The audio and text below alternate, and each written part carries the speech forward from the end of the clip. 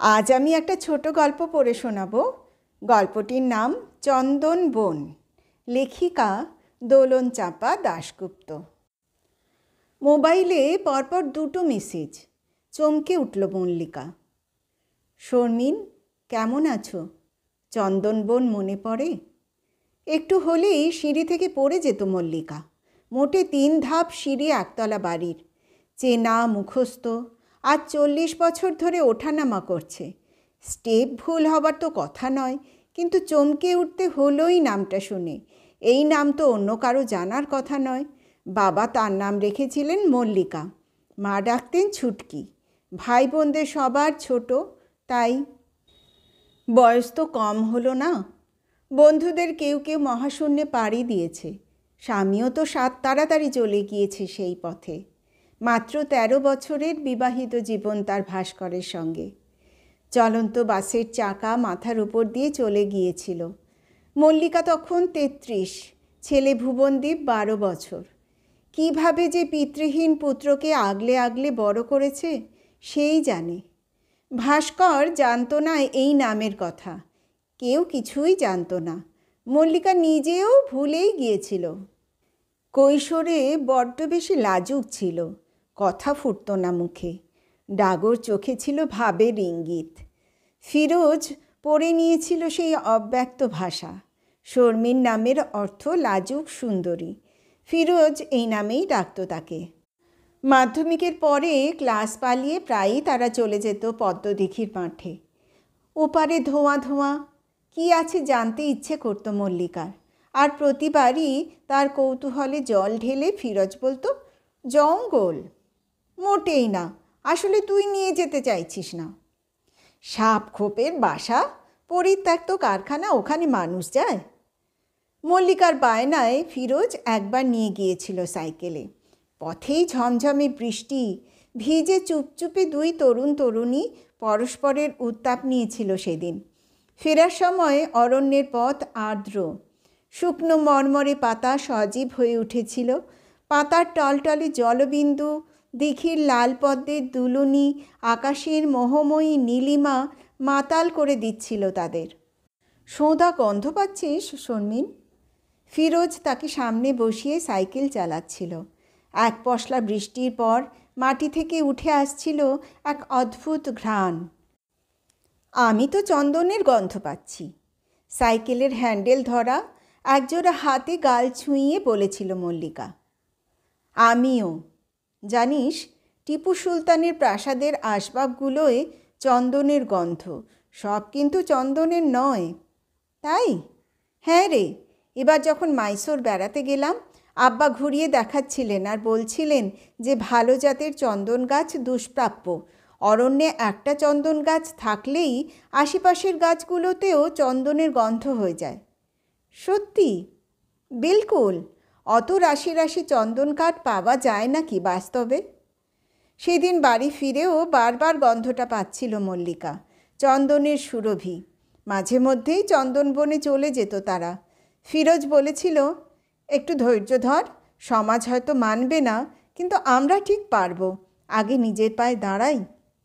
শ্যামবর্ণ ফিরোজের স্বপ্নীল চোখ, কোঁকড়া চুল, 6 ফুট উচ্চতা। মল্লিকা উন্মাদিনীর মতো হয়ে গিয়েছিল যেদিন ফিরোজ কথা দিয়েও এলো না। সিদ্ধান্ত হয়েছিল আগেই, বাড়ির অমতে নতুন সংসার পাতবে তারা। ফিরোজ 10,000 টাকা দিয়ে রেখেছিল তার হাতে। 2 বছর ধরে তিল তিল করে জমানো টাকা ফিরোজের। মাথার ঘাম পায়ে ফেলে টাউনে টিউশনি করে ক টাকাই বা হয়। ওদের সঙ্গে আমাদের কোনোভাবে মিলবে না, মিলতে পারে না ছুটকি। এই সম্পর্ক ছাড়, ভুলে যা ওকে, ভয়ার্ত গলায় বলেছিলেন মা। বাবা রেগে গিয়ে থাপ্পড় মেরেছিলেন। ভাই বোনদের মধ্যে সবচেয়ে ছোট সে, বাবার আদরের দুলালি।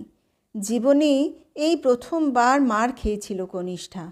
কাঁদেনি, বরং রোখ চেপে গিয়েছিল, মুখে মুখে তর্ক করেছিল। কেন? মেলালেই মেলে। জঙ্গলে ভিন জাতের গাছেরা কি জড়াজড়ি করে থাকে না? ছি ছি, এটা তোমার স্বাধীনতার অপব্যবহার। বাবার কোঁচকানো ভুরু দেখেও ভয় পায়নি মল্লিকা। 10 পরে এক সকালে গিয়েছিল চন্দনবনে। এখানেই আসার কথা ছিল ফিরোজের। হাত ব্যাগে অগোছালো জামা কাপড়, বই খাতা, চিরুনি, হাতঘড়ি দেখছিল বারবার। 2 ঘন্টা ঠায় দাঁড়িয়ে শেষমেশ বসে পড়েছিল মাটিতে। দুপুর পেরিয়ে বিকেল, জলের বোতল ফাঁকা হয়ে গেল, গলা শুকিয়ে কাঠ। ফিরোজ এলোই না। সূর্য ডোবার আগে উঠে এসেছিল মল্লিকা। রাগে গা কাঁপছিল। মনে হচ্ছিল পদ্মদিঘির জলে গলা ডুবিয়ে বসে থাকলে কেমন হয়। কেউটের আনাগোনা, একটা ছোবল মারুক তাকে, বিষে বিষে বিষক্ষয় হবে। নিশ্চুপে বাড়ি ফিরেছিল মল্লিকা। কেউ কিছু টের পায়নি। ফিরোজ কেন এলো না বারবার ভেবেছে সে। শয়নে, স্বপনে, জাগরণে ভেবে কুল কিনারা পায়নি। সেদিনের পরে ফিরোজ আর কলেজেও আসেনি। তাদের ছোট্ট শহর থেকে একেবারে উধাও হয়ে গেল ফিরোজ। এক বন্ধু জানিয়েছিল মেসবাড়ি ছেড়ে সীমান্ত পেরিয়ে ফিরোজ চলে গিয়েছে তার ভিটেতে, বাংলাদেশে। সেই যদি যাবেই, তবে এত চন্দনের ঘ্রাণ ছড়ানো কেন?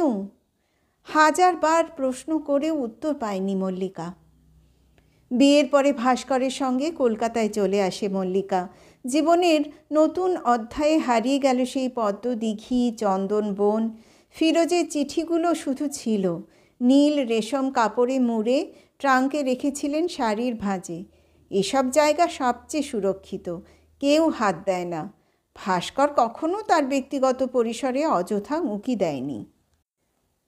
মেসেজটা বারবার পড়লেন মল্লিকা। তার নম্বর পেল কোত্থেকে? এই লোকটা ফিরোজই তো, নাকি অন্য কেউ ফিরোজের নামে? কিন্তু শর্মির নাম তো অন্য কারো জানার কথা নয়। এই গ্রহের একজন মাত্র মানুষ তাকে এই নাম দিয়েছিল। ট্রাঙ্কের ডালা খুলে শাড়ি বার করলেন মল্লিকা। চিঠিগুলো আগের মতোই নীল কাতান সিল্কের মধ্যে তন্দ্রাচ্ছন্ন। একবার চন্দনবন গেলে কেমন হয়? বাবা মায়ের কেউই বেঁচে নেই। দাদারা প্রবাসী। ভাড়াটে অধ্যুষিত বাপের বাড়ির আর কী বা টান থাকে? বিধবা হওয়ার পরে এমনিতেও বেশি যোগাযোগ রাখতেন না মল্লিকা।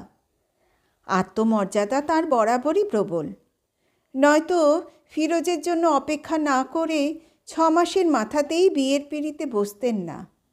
ছি ফিরোজ, অপারগতার কথাটা মুখে একবার বলতে পারতে অন্তত। 10,000 টাকা দিয়ে কি প্রেম কেনা যায়?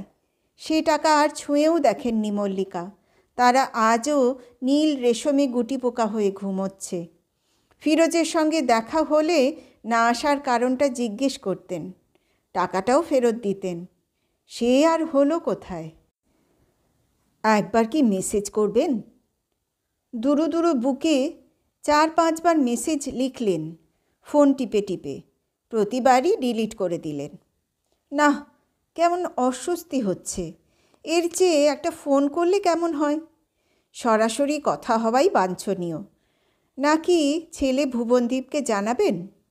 সে বেচারা এখন বেঙ্গালুরুর অফিসে শেষ মুহূর্তের গোছাগুছিতে ব্যস্ত। আমেরিকায় প্রমোশন পোস্টিং হয়েছে, তাকেও পাকাপাকি নিয়ে যাওয়ার জন্য ঝোলাঝুলি শুরু করেছে ছেলে। কিন্তু মল্লিকা ছেলের উপর কখনো নির্ভরশীল হবেন না। না, থাক, ছেলেকে ফোনে ব্যস্ত না করাই ভালো। গা শিরশির করছিল। ভ্যাপসা গরমেও শীত করছিল মল্লিকার।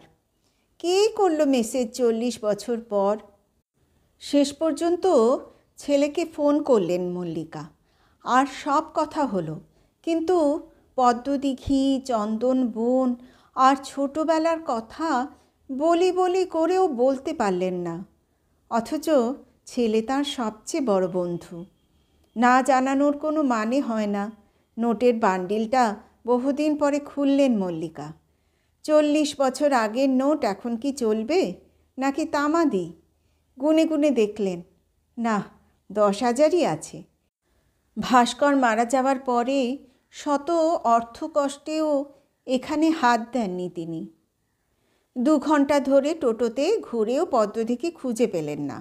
একটা বহুতল আবাসন, swimming pool, shopping complex, concrete দখল নিয়েছে সবুজের।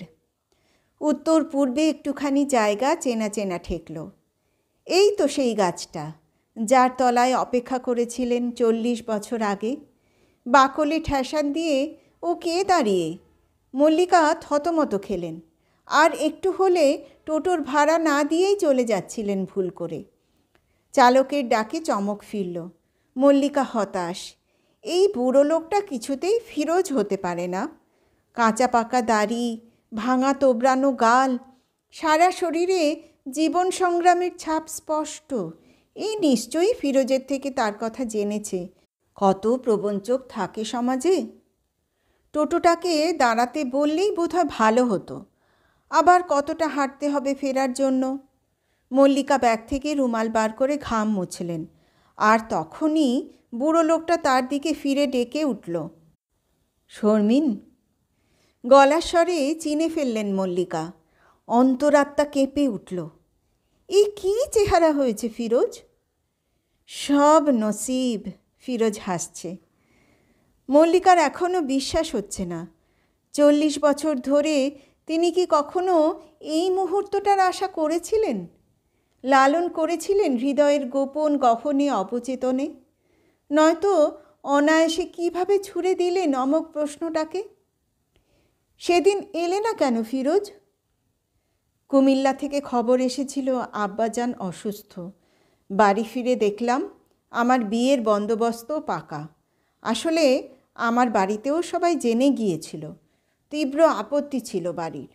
জানোই তো আমার নানা মৌলবি ছিলেন। ওরই পরিকল্পনা এসব হয়েছিল। আমার হাত পা বেঁধে রাখা হয়েছিল শর্মিন। তারপর আর পড়তে দেওয়া হয়নি। চাষের কাজ করতে বাধ্য হয়েছি। চেষ্টা করেছিলাম কলকাতায় পালিয়ে আসতে। ধরা পড়ে গিয়েছিলাম। এখন কোথায় থাকো? মল্লিকা বাধু বাধু সুরে প্রশ্ন করলেন। ধরে নাও মুসাফির। ফিরোজ ম্লান হাসলেন। তোমার স্ত্রী? মারা গিয়েছেন 3 বছর আগে। অসুখে ভুগে ভুগে খুব কষ্ট পেয়েছে শেষটায়। আমার একটা মাত্র ছেলে। ওই আমার গর্বের জায়গা। নিজে তো কিছু হতে পারিনি। তুমি আমার নম্বর পেলে কোত্থেকে ফিরোজ? আমি? হ্যাঁ, তুমি তো আগে মেসেজ করেছো চন্দনবনের নাম করে। এবার মল্লিকার অবাক হওয়ার পালা। কখনো না। বিশ্বাস না হয় দেখো। মোবাইলের স্ক্রিন সামনে ধরলেন ফিরোজ। ইংরেজি ফন্টে গোটা গোটা লেখা, ফিরোজ, পদ্মদিঘির ধারে, চন্দনবনে। এখনো তুমি আসো? হতবাক হয়ে গেলেন মল্লিকা। বিশ্বাস করো ফিরোজ, এসবের বিন্দু বিসর্গ জানি না আমি। মিনিট 3 অসীম নীরবতা। ফিরোজ আর মল্লিকা পরস্পরের মুখের দিকে তাকিয়ে আছে কৌতূহলী দৃষ্টি নিয়ে। পাশাপাশি নিজেদের মোবাইল দুটো ঝরা পাতার উপর রাখলেন ফিরোজ। মল্লিকা সেদিনের মতোই বসে পড়েছেন মাটিতে। বিমূঢ় দৃষ্টিতে চেয়ে আছেন। কী আশ্চর্য, তাদের দুজনকে মেসেজগুলো পরপর ছাড়া হয়েছিল একই মোবাইল থেকে। আরও বিস্ময়ের ব্যাপার, সেটা একদিনে এক সময়ে। অচেনা নম্বর দেখে সেদিন ফোন করেছিলেন কয়েকবার। সুইচড অফ বলল ফিরোজ। মল্লিকাও হাত ব্যাগ থেকে ঝটিতি বার করলেন নীল রেশম খণ্ড। মোড়ক খুলতেই চিঠিগুলো বেরিয়ে এলো। কিন্তু গোনাগুনতি 42টা চিঠির মধ্যে আজ যেন কয়েকটা নেই বলে মনে হচ্ছে। আঙুল দিয়ে উল্টে পাল্টে দেখলেন।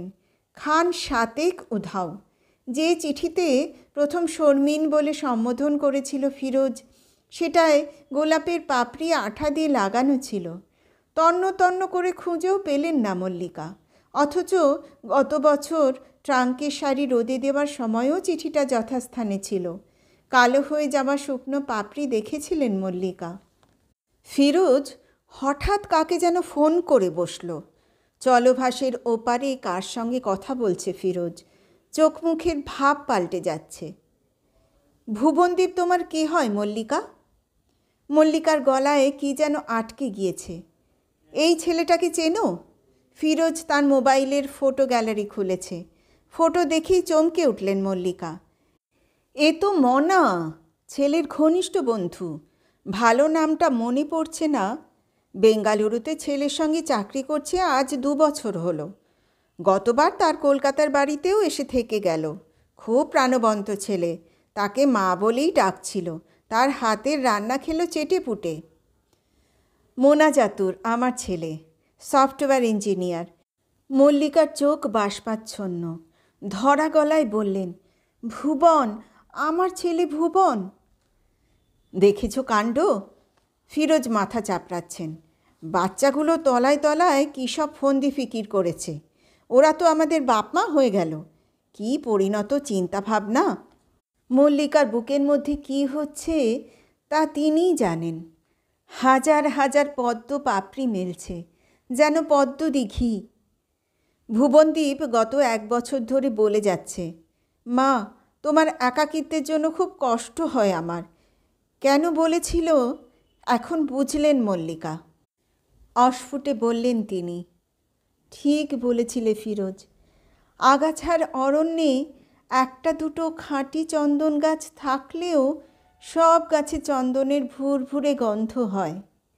ফিরোজের শীর্ণ হাত দুটো ধরে পরিতৃপ্তির শ্বাস টানলেন মল্লিকা।